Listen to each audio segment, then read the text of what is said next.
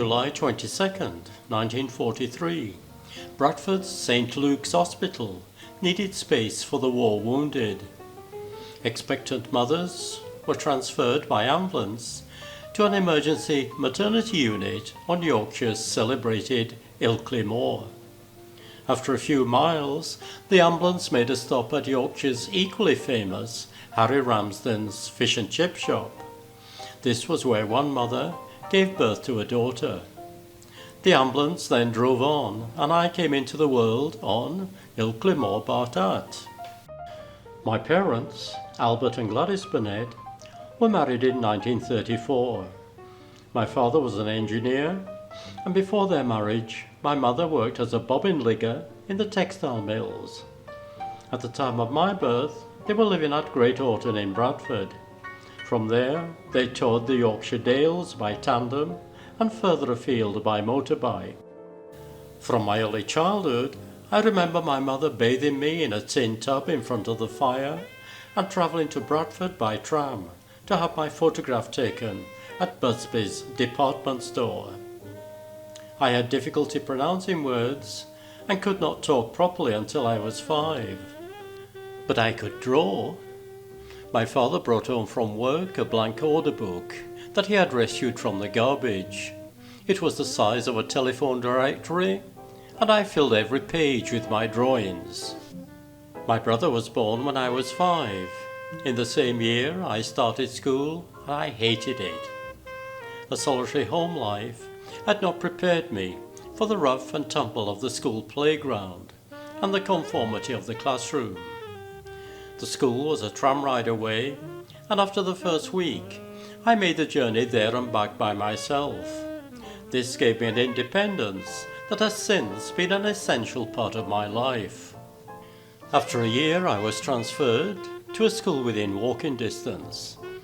This school was more to my liking, and I began to make friends. My teacher was the first to recognize my flair for art. In the year of the coronation, we were told to paint a picture of the Queen's coach. By the time the bell rang, the teacher had 34 paintings of the coronation coach. The 35th painting was of 1,000 heads, all trying to catch a glimpse of the coach that was shown only as a dot in the background. Rather than chastising me for not doing as I'd been told, the teacher singled out my painting and predicted that one day I would be an artist. In my primary school years, I developed a passion for making things. Animated film strips, boats, model railways and aeroplanes. In the year I sat the 11+ examination, I designed and built a model aircraft that could fly the length of a football field.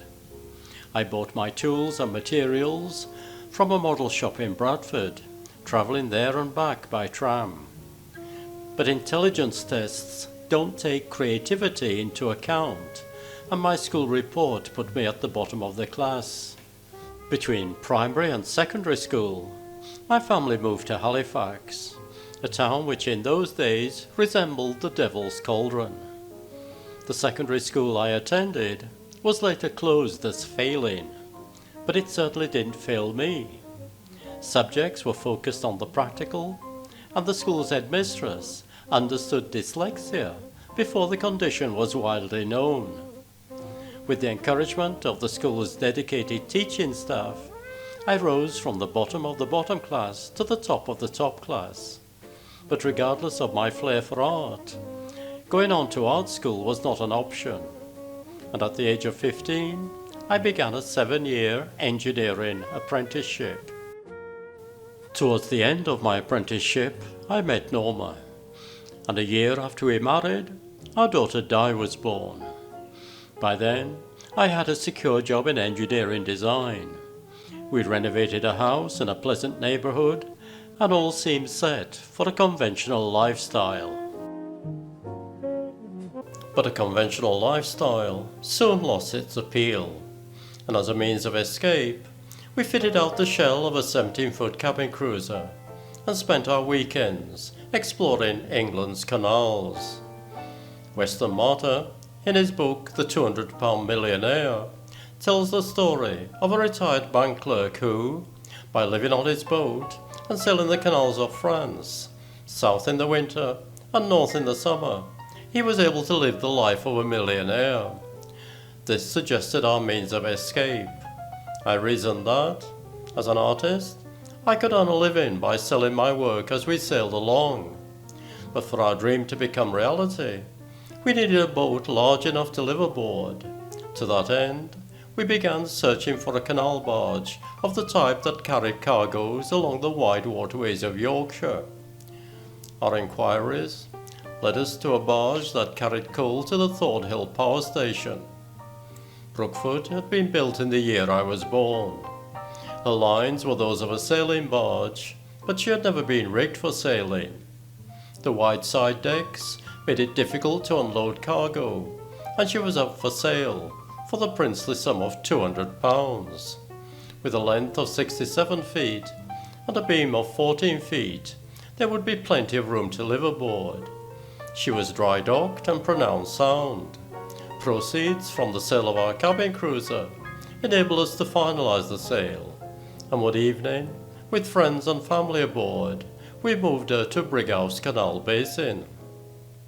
Our surroundings were dismal. Abandoned mills, the gasworks, and a carbreaker's yard. But our mooring was only 10 minutes away from home, and over the summer we covered the hold, caulked the deck planks, and installed a solid fuel stove for cooking and heating. By autumn, we had sold our house and moved aboard. Everyone was convinced we had made a mistake in leaving the security of a house and safe income. But contrary to their belief, we were not contracting out of life, but contracting in. Other than our own initiatives, we had nothing to fall back on. No regular income, no social security, and nothing in the way of savings. But on the credit side, we were no longer selling the best hours of each day, the best days of each week, and the best years of our life for someone else's profit. Before the winter set in, we moved to a more secluded mooring and worked on fitting out the interior. We had no electricity for power tools and only an oil lamp for lighting. We slept on the floor of the hold with buckets to catch drips from the coach roof and deck planks. It was one of the coldest winters on record. Twice a day we had to break the ice that formed around our floating home. Where we were moored, there had once been a coal chute, and what missed the barge went into the canal. With a makeshift scoop, we dredged up buckets of best quality coal, and the cabin temperature soared into the 90s.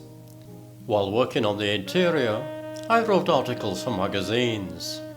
One editor was so taken up with our alternative lifestyle that he resigned his post, bought a barge, and followed in our wake. When the worst of the winter had passed, we put Brookford into dry dock, recaulked her planking, and tarred the hull down to below the waterline. With the first breath of spring, we began our travels. At Boston, close to where the Pilgrim Fathers set sail, we prepared for a coastal hop to Lowestoft and the North Sea crossing to Ostend.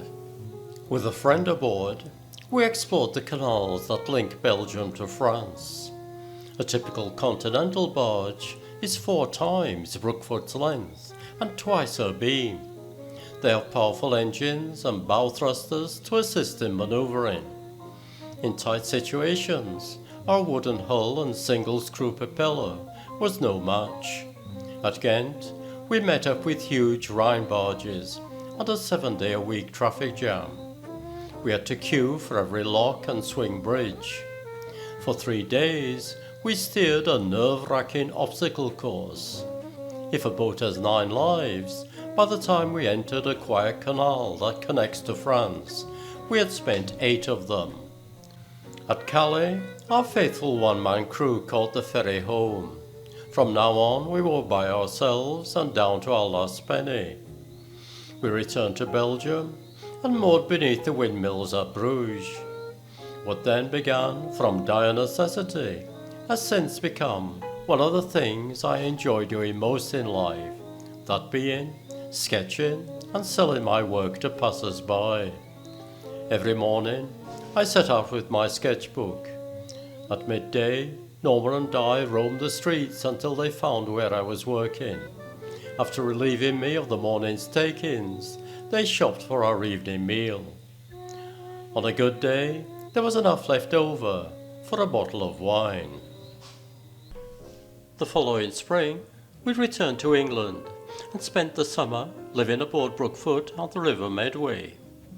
The risks we had faced navigating the waterways of France and Belgium had brought home to us the liability of using a wooden barge as a coasting home. While searching for a boat most suited for our travels, we learnt that the canals of Southern Ireland were threatened with closure. So instead of sailing towards the sun, we began planning a voyage to a land where rainfall is plentiful and frequent. Theoretically, Brookfoot could have almost made the voyage. Unlike England's network of narrow canals, the Irish waterways are broad, and the smallest lock can pass boats with a beam of almost 14 feet and a length of 70 feet. But in Ireland, as in England, the bottom of the canal is too close to the top. A deep-drafted boat would frequently come aground, and weeds choke what's left of the channel. On the other hand, the Shannon Lakes can be cruel inland seas. In choosing a boat, we went from one extreme to the other. Jessica is a traditional 21-foot clinker-built sloop. She had not enough headroom for us to stand upright in her cabin, and even Di had to duck to get to a bunk in the bows. She was, however, perfectly suited for exploring the waterways of Ireland. Although I had my sketch bag aboard, it was my camera and notebooks that recorded a last-ditch attempt to save Ireland's canal and river navigations from closure. The story of Jessica's role in that battle is told in my book, A Voyage into Ireland. Between making the voyage and publishing the book, there was a time-lapse of half a century. During those years, the inland waterways of Ireland developed beyond belief. What was once abandoned is now restored, and the canals we sailed in solitude are now popular cruising grounds. In the year that followed, we put sailing aside. Norma worked as the warden of Thoresby College, a 16th century building in the Norfolk town of King's Lynn. A series of paintings that I made of the town's marketplaces and river frontage were exhibited as a one-man show at the town's arts festival. The show opened to critical acclaim and royal patronage. It was a far cry from selling my sketches on the pavements of France. The sculptor Enzo Plazotta also exhibited at the festival, and his Jamaican girl sparked my interest in sculpture and the Caribbean. But instead of seeking the sun, we returned to Ireland, this time in search of a building that we could convert into a studio. In County Kilkenny, we found a village school. The 2 classrooms served as my studio, and we adapted the roof space and outbuildings for our accommodation. In those days, bold inclines were a distinctive feature of my work. With a desire to see more of the country, we set off on a 200-mile walking tour, pushing our camping gear and my sketching bag on a cart made from an old pram. On Ireland's by-roads, we seldom met anything more than donkeys, tractors, and fellow travellers. With the approach of a third winter, our thoughts reverted back to boats, and this time around, a boat capable of crossing oceans. The ocean we had in mind was the Atlantic, and the Caribbean our objective. We found Sir Anna languishing on a canal that links to the Humber estuary. She was a 30-foot ketch, and with her first owner she had sailed to Scotland and beyond. Over the winter, we made changes to better equip her for an ocean crossing, and during the early months of summer, we sailed her from the Humber estuary to the southwestern tip of England. At Falmouth, we met up with other boats that were also making ready to sail to the Caribbean. Like ourselves, they were sailing on a shoestring, and it was the beginning of friendships that have lasted to this day. The first leg of our voyage, from Falmouth across the Bay of Biscay to Spain, took 7 days. It was a test of the boat and of our resolve. The settled weather that had blessed us for the first 3 days deteriorated to a gale on the 4th. In the dark, on the 7th day, we groped our way into the naval port of Ferrol and tied up alongside a fishing boat. After our first night's sleep for days, we awoke to sunshine. A customs officer waved away formalities, a brass band played, and our spirits rose. In the worst of the weather, we had vowed to sell the boat for the price of our plane tickets home. Now, we were eager to carry on. An overnight sail took us to the protected anchorage of the small town of Bayona. Between tides, we beached Serrana and gave the hull a coat of anti-fouling paint. We then sailed on, first to Madeira and then to the Canary Islands, where we waited until the end of the Atlantic hurricane season. Depending on the strength of the trade winds, an Atlantic crossing under sail can take anything between 3 and 5 weeks. We had light winds all the way, and Serrana steered herself with only an occasional adjustment to the tiller. Morning and noon sextant sights enable us to plot our progress, and after 35 days at sea, we made our landfall on the island of Antigua. Since leaving Ireland, all our efforts had been focused towards sailing to the Caribbean. Now, my mind was free to return to painting. The warmth and colour of the tropics added vibrancy to my work, and figures began to predominate, from children on the beach to our sailing friends playing for drinks in bars and restaurants. While sailing north through the Caribbean, stormy weather caused us to take shelter in the British Virgin Islands. After a few days the weather improved, but we stayed on, and for over a year the reef-protected cove in which we had anchored became our home port. From that anchorage, I walked the island in search of material that would eventually be the contents of my book, Virgin Islands Sketches. My search was not for palm-fringed beaches, but for scenes that captured the everyday life of the island, scenes that would soon pass into history. Somerset Maugham, in his book The Moon and Sixpence, expresses my feelings for the Caribbean. Sometimes a man hits upon a place to which he mysteriously feels he belongs. With that in mind, our thoughts turned towards finding a boat that was suitable not only for crossing oceans, but also for living and working aboard in the tropics. To that end, we set sail for the United States. Along the way, we spent a year exploring the hundreds of coral islands that form the Bahamian archipelago. During the hurricane season, we anchored at Man of War Cay. Norma painted the boat, Di made shell necklaces, and I spent my days under a palm-thatched shelter, writing my book, Sailing on a Shoestring. But our idyllic days on desert islands meant that buyers for my paintings were few and far between. And when we finally reached Florida, the ship's purse was down to $35. We sailed north along the Intracoastal Waterway in the hopes of finding a means of survival in a land of plenty.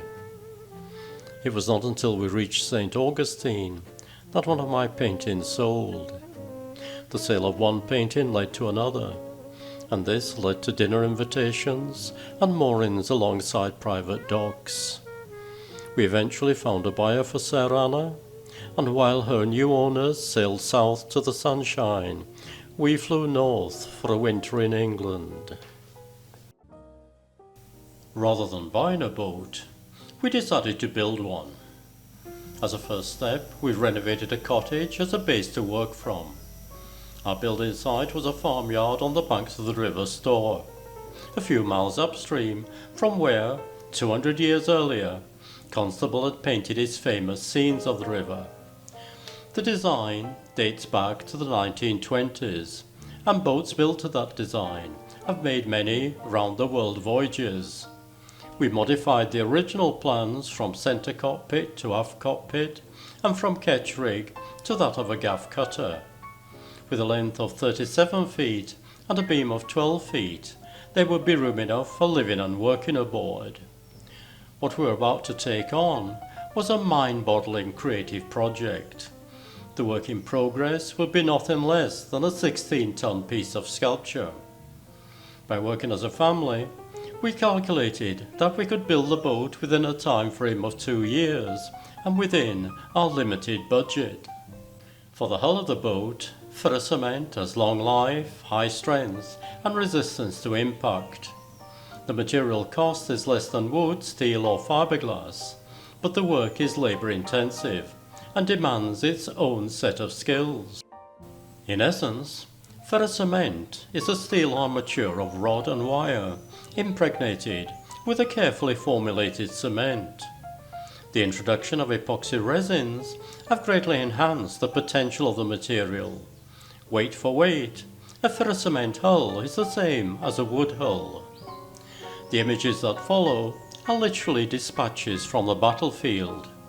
Our first task was to clear a space in the farmyard and to make a wooden frame large enough and strong enough to support the hull. We then made a platform on which I lost-fit the lines. Half-inch steel rebar was accurately bent to the shape of each frame and cross members welded for support. The frames, together with fabricated bow and stern sections, were then placed in position and welded to the rods that made up the keel. The assembly was supported by attachments to the building frame. 2 layers of galvanized weld mesh were placed over the frame, and steel rods spaced at 2-inch centers were then welded to the frames.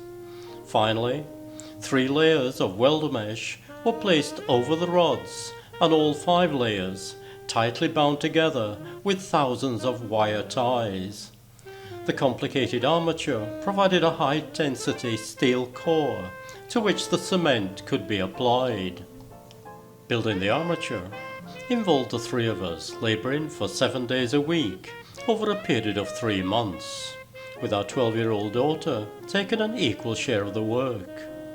Positioning the mesh and fastening the thousands of wire ties required one of us on the outside of the hull, working with a mate on the inside. We managed to complete the armature before Di graduated from child labour to attending secondary school, and in September we began making preparations for cementing the hull.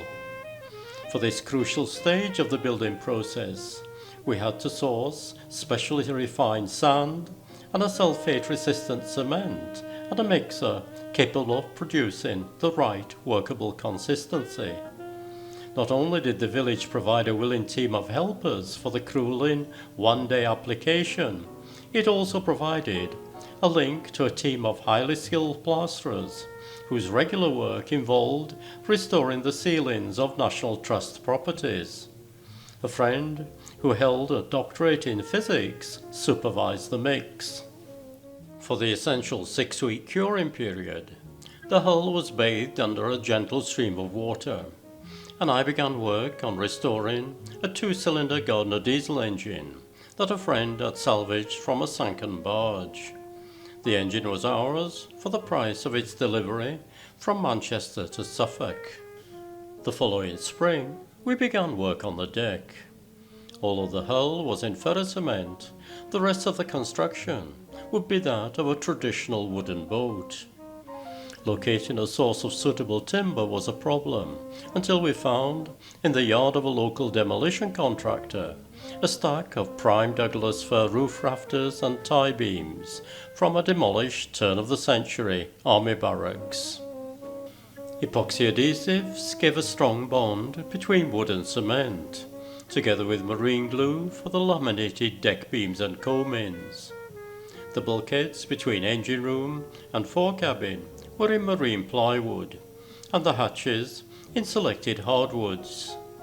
A removable section of the bridge deck allowed the engine to be finally lowered into place. While I shaped the mast and spars from trees grown on a nearby plantation, Norma spent her time painting and varnishing. In the space of 2 years, we had built the boat at a material cost of £3,000. We named her Born Free of Higham. Born free from the quotation, "Man is born free, and everywhere he is in chains," and Higham in recognition of the village where she was built. One of the villagers broke a bottle of champagne over her bows, and she was gently lowered into the water, in readiness for her maiden voyage to the Caribbean. Our second voyage to the Caribbean followed the route of our first, but this time around our itinerary included Portugal and a landfall on the island of Barbados. With a bone in her teeth, Born Free crossed the Atlantic in 22 days. She proved herself to be a capable seaboat and comfortable for living aboard. For 2 years, our every penny had been spent on building and equipping her for the voyage. Now we had to depend on the income from my paintings. To that end, within a few days of our arrival in the Caribbean, I was busy sketching Barbadians on the beach that bordered our anchorage. As we sailed north along the chain of islands, I began to realize that regardless of the need to sell paintings in order to survive, my work had to progress beyond repetitive scenes of palm-fringed beaches. The very essence of creativity is something different to what has gone before. For me to focus on what comes next, we needed a quiet and secure anchorage, and for that, none could be better than the reef-protected cove that had been our home port with Sarah Anna. We found the cove unchanged, but in our absence, bureaucracy had crept in, and now a work permit was required for any form of gainful employment. While waiting for a permit to materialize, I spent my days beneath Born Free's deck awning, working on a draft copy of my book, Virgin Island Sketches. After clearing the work permit hurdle, we built a marquee on the shore of the cove to serve as an art gallery. Its success indicated that my book of sketches would find a ready market. We negotiated 60 days credit with a printer in the States, and within days of the book arriving on the island, we had sold enough copies to cover the production costs. The book went on to become a regional bestseller. The contents of the book led to the commissioning of 2 series of postage stamps, and we opened a second gallery in the island's main town. But tragedy came in the wake of success. We often rounded our days by taking a dip from a beach on the north shore of the island.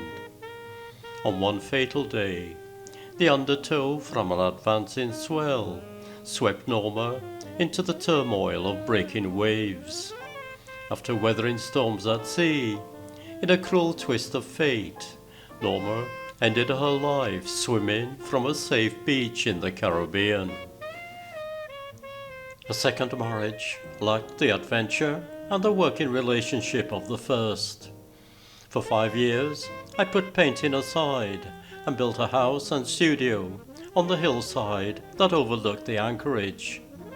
This left my wife free to pursue her own interests and to devote time to raising our 3 children. When I returned to painting, my accustomed creative lifestyle clashed with my wife's desire for gracious living. Creature comforts are one thing, but it is the model and the muse that provides inspiration and understanding. A talented Virgin Island poet who I had met on our first voyage revived my spirits. I illustrated a studio edition of her collected poems, but sadly, Her sudden death came soon after its publication. My book, Sheila Hindman Remembered, tells of our creative union. At that second low point in my life, a young lady who came initially to model for a portrait stayed on for a year as my studio assistant. In her presence, the studio became a haven of calm amid a tempestuous matrimonial sea. The portrait bust and the drawings I made of her were exhibited under the title A Portrait of Alice. They were the forerunner of hundreds of paintings and scores of sculptures in my series, Daughters of the Caribbean Sun. My book, For the Sake of the Children, is a first-hand account of a divorce that resulted in the malicious separation of 3 children from their father. By fighting for their basic human right, I was deemed an undesirable person and a menace to the public good. Other than to attend court hearings, I was banished from the island that was their home and which had previously been my home. It is a story that has all the ingredients of a blockbuster movie. But creativity can flourish under the most difficult of circumstances. In order to live and love again, I shouldered my sketch bag and set off in search of material for my book, Caribbean Sketches. This time around, my mission was to capture the essence of life throughout the entire chain of islands. On Grenada, I met Denise, and for 35 years, she has been my model, helpmate, wife, and mother to our children. Denise quickly adapted to life on the boat and happily took her share of steering, varnishing, and tarring the rigging. After 8 years in limbo, the paintings I made represented a breakthrough with my work, and with Denise as my model, I was able to add the nude figure to my repertoire. Our studio was a coral sand beach. Born Free became a man of war, and from her cabin we fought for access to my children and to the islands that had been my home. For 3 years, our war chest was kept afloat by the sale of my paintings, island to island, anchorage to anchorage. Most of my paintings sold immediately on completion, and only a few remain in my collection. But over 100 of my pen and ink drawings live on in my book, Caribbean Sketches. With our water gypsy lifestyle on one hand and court battles on the other, my thirst for adventure was more than satisfied. We kept a blow-to-blow diary, and hundreds of court documents were piled high on Born Free's chart table. The story has unbelievable twists and turns. A High Court judge, in his effort to find a settlement, was maligned by my ex-wife to the extent that he took legal action against her. But with her sister in the role of the island's Attorney General, she was able to maintain her arrogant demeanor. In those days, we were only allowed to enter the island for court hearings, and during those visits, my children were taken into hiding. The stress of attending one such hearing placed Denise in danger of a miscarriage, but against the pleas of 2 doctors, we were forbidden to remain, and we had to up anchor and sail through the night to find a sanctuary elsewhere. Before the start of the hurricane season, we sailed to the mid-Atlantic island of Bermuda. The sea gods gave us a kind welcome, and for 900 miles we had gentle trade winds. In the 4 months before the expected arrival of our new crew member, I painted scenes that contrasted to those of my beloved Caribbean. Leafy lanes replaced bustling marketplaces, and even the waterfronts lacked the clutter of down-island docks. Our daughter Tanya surprised us by making her appearance 4 weeks ahead of time. Immediately after her birth, we left Born Free in the care of friends and made an extended visit to the land of my birth. During that visit, I painted familiar scenes of the Yorkshire countryside with a fresh vision. On our return to Bermuda, we prepared Born Free for a return voyage to the Caribbean. Tanya's berth was a cardboard box that had previously contained eggs. On it were the words, "Fragile, handle with care." After 10 stormy days at sea, we were back in the Virgin Islands, only to be greeted with the first of many refused permission to land stamps in our passports. In our absence, those concerned with our plight arranged for a senior Caribbean lawyer to challenge the government's immigration ruling. In the meantime, we sailed and painted from island to island and made a second visit to England for the birth of our daughter Trina. On our return to the territory, I was arrested and an attempt was made to deport Denise and the children. With the assistance of the Foreign and Commonwealth Office, we eventually gained entry, but my ex-wife continued to flaunt the visitation orders. We had battled on for 4 years under the most difficult of circumstances, but by now it was clear that the shenanigans of those we were up against would win the day. But our fight had not been in vain, and the story continues in my book, For the Sake of the Children. But for now, we reluctantly put Born Free up for sale and returned to England to look for a property that could serve as a house and studio. We had tentatively begun our search for a suitable property between my paintings on our visit to England for the birth of our daughter Trina. What we needed was a spacious building of character that we could adapt to our needs. But such buildings, in a pleasant setting and within our price range, were non-existent.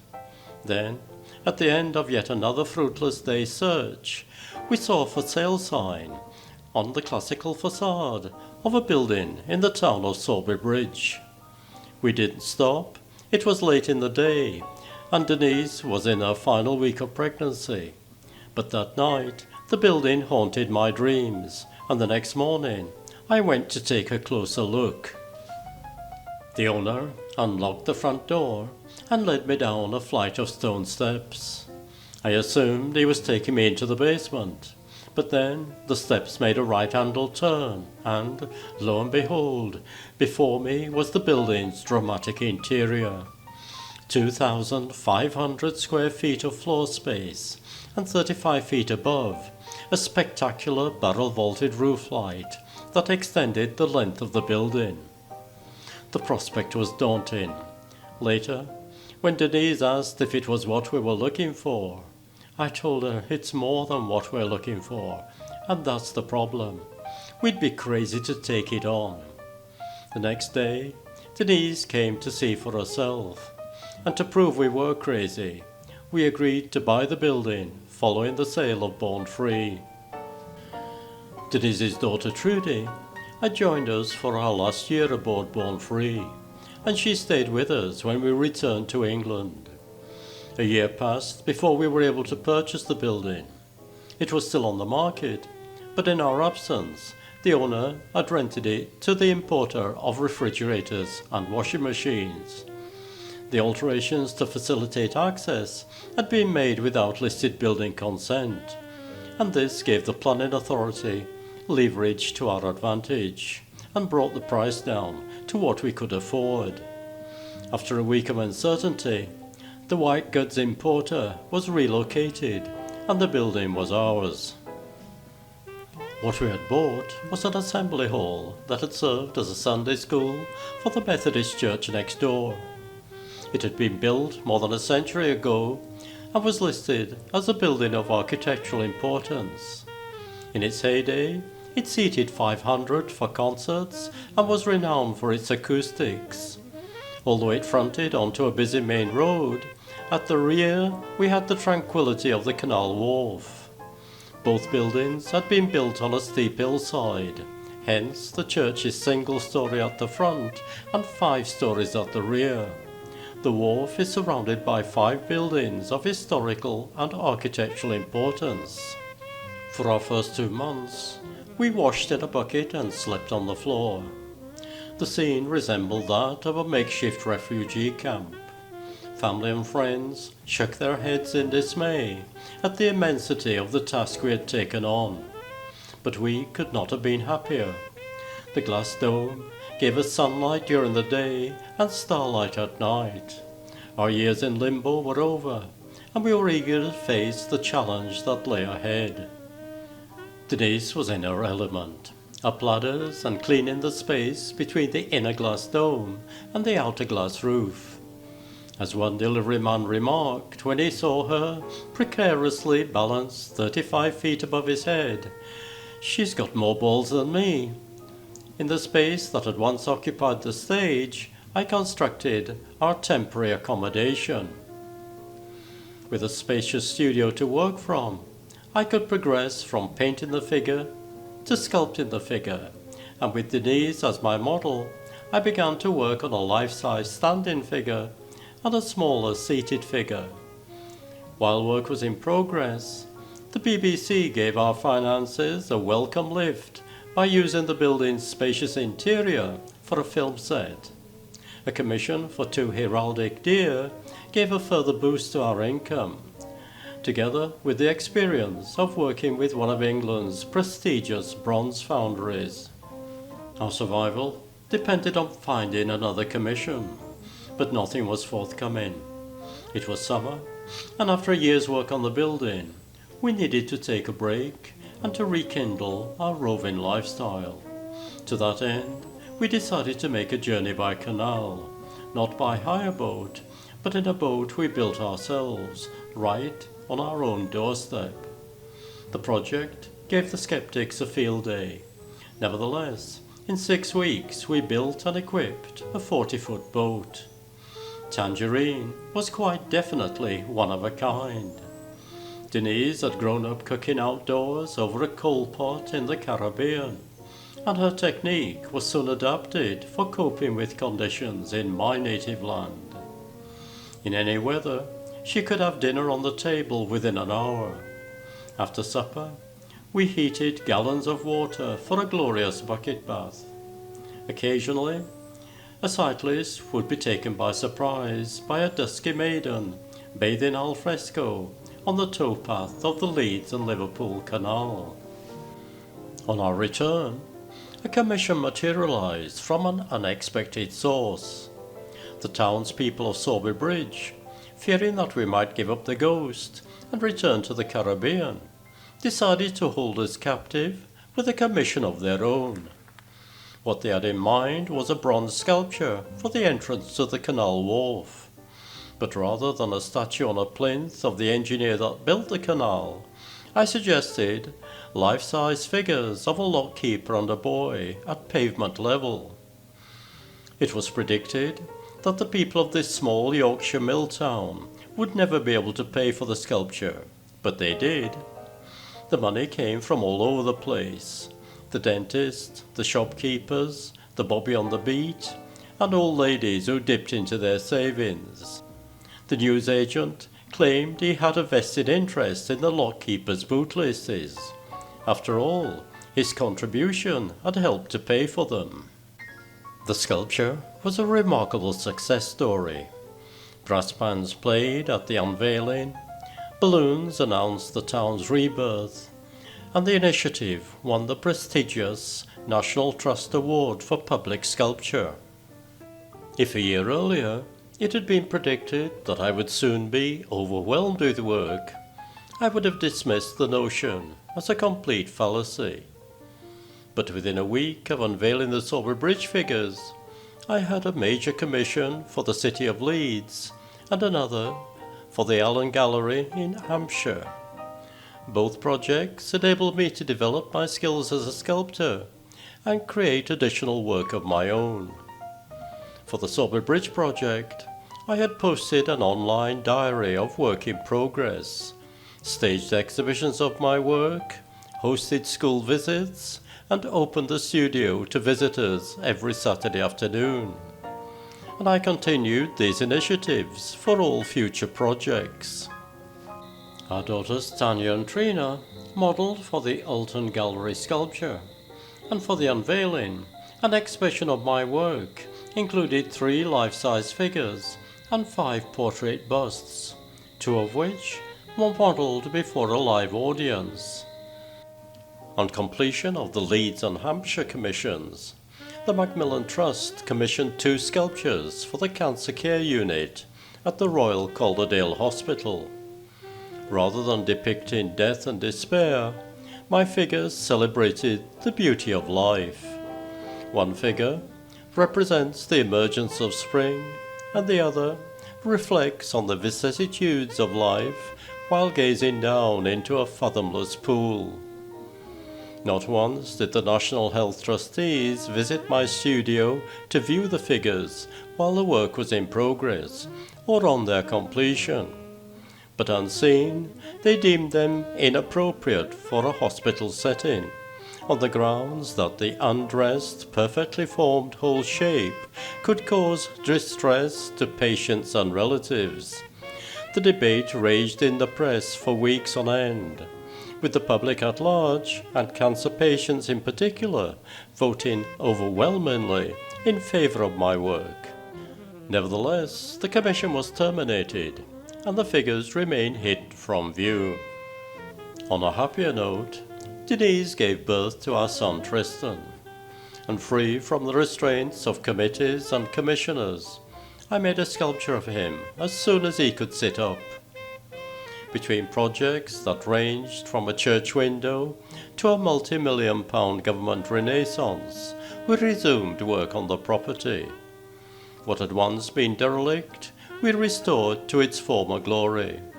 Above our accommodation, we constructed a mezzanine level and converted the building's basement into a kitchen and living room, complete with a garden terrace overlooking the canal wharf. The essence of creativity is something different to what has gone before, but the commissions that came my way expected more of the same. Before leaving the Caribbean, the government of Grenada had proposed a sculpture on the theme of the island's spice industry, and Montserrat on a sculpture depicting a family left homeless by the island's disastrous volcanic eruption. While these tempting projects hung in abeyance, the island of Dominica suggested a memorial sculpture to commemorate their late Prime Minister, Rosie Douglas. This resulted in the acceptance of my proposal for an informal sculpture of the Prime Minister, standing alongside 2 of the island's school children. The commission was the bait that lured us back to the Caribbean. This time around, our search for a suitable property led us to an abandoned building that had started life as an island retreat for a wealthy American family. As a family, we once again embarked on a daunting project. With a huge amount of floor space and 3 acres of land, the property offered unique possibilities as a home and workplace. We had views of the sea on one hand and mountains on the other. For 3 years, we worked on adapting the building to our needs. Our own accommodation above and workspaces below. We moved in with nothing more than bare concrete slabs for protection. No walls, no windows, no doors, no plumbing, and only a single extension cable for electricity. We bathed in the river that skirted our land and converted what had been started as a swimming pool into a sunken garden. But there was method in our madness. Rather than relying on the uncertainty of commissions, the abundance of space enabled us to add additional strings to our bow. Denise farmed the land, and I set up an engineering workshop and consultancy. These initiatives provided the freedom for me to independently pursue my work as a painter and sculptor. The transformation we had made to the building and its surroundings vied with the success of our previous restoration project. But no sooner had we finished the work than a disastrous flood engulfed Dominica, and 2 years later it was followed by the most devastating hurricane in the region's history. Fortunately, the main building survived intact, but a large gazebo we had built as an extension to the studio was blown into oblivion. For the 6 months that followed, we were without the basic services that I considered essential in the developed world. But regardless of these trials and tribulations, I took it as a good omen that the contents of my studio had escaped damage, and I continued work on the hundreds of paintings and scores of sculptures in my series, Daughters of the Caribbean Sun. The delays and expense associated with shipping materials from overseas led me to experiment with what was readily available right there on our own land. From the stems of banana plants, sugarcane, bagasse, palm fronds and bamboo, I made high-quality art paper. For sculpture, I had clay in abundance, but not specialist plasters and the means of casting in bronze. As an alternative, I devised ways of converting the paper pulp into sculptures of distinctive color and texture. Creativity need not diminish with age. Now that I'm in my mid-80s, I'm attempting subjects that I would not dare to have contemplated in my youth. It can be said that, however much success an artist achieves in life, it cannot result in great work if he settles down to a degree of contentment. As yet, I have not arrived at that comfortable state of acceptance. When my work is finished, I will be finished. My online diary of work in progress continues, together with scores of books and documentary videos that delve into the challenges of the creative lifestyle. I hope they will inspire others to take a chance and live their dreams. A romantic life is invariably an uncomfortable one, but the values of such living are usually sound. They have to be, or you just don't survive.